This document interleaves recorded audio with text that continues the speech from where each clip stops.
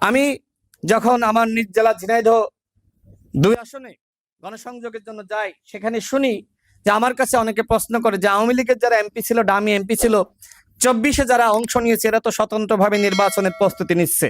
বন্ধুগণ এবং সাংবাদিক ভাইয়েরা, আপনাদের কাছে আমার প্রশ্ন, যে আওয়ামী লীগের সাংগঠনিক কার্যক্রম নিষিদ্ধ হয়েছে আইনগতভাবে আন্দোলনের মুখে, সে আওয়ামী লীগের কোন নেতা এবং নিষিদ্ধ আওয়ামী লীগের নেতা তিনি কি আগামী নির্বাচনে অংশ নিতে পারেন?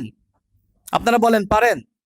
এই নিষিদ্ধ আওয়ামী লীগের কোন নেতা আগামী নির্বাচনে স্বতন্ত্রভাবে অংশগ্রহণ করার সুযোগ নাই। যদি এরা নির্বাচনে সুযোগ পায় সেক্ষেত্রে কি করবে? এই যে আওয়ামী লীগের যতগুলো গুন্ডা মাস্তান পালিয়েছে, নির্বাচনের সময় দেখবেন যে এরা সবাই ওই আওয়ামী লীগের নেতা যিনি স্বতন্ত্রভাবে দাঁড়াবে ওর পিছনে সবাই আসা শুরু করে দিবে। যত ধরনের গোলযোগ করা দরকার, নির্বাচন বানচাল করার জন্য যা যা করা দরকার সবই করবে।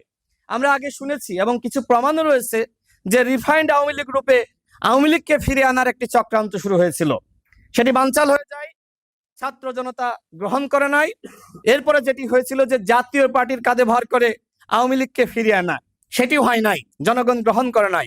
এখন যেটি শুরু হয়ে যারা পদে ছিল তারা এখন স্বতন্ত্র নির্বাচন করার পরিকল্পনা গ্রহণ করেছে। এদের উদ্দেশ্য নির্বাচনে অংশগ্রহণ করা নয়, বরং নির্বাচনকে বানচাল করা, অরাজকতা সৃষ্টি করা এবং কিভাবে আরেকটি একের মাধ্যমে শেখ হাসিনাকে ফিরে আনা যায় সেই চেষ্টার মধ্যে তারা রয়েছে।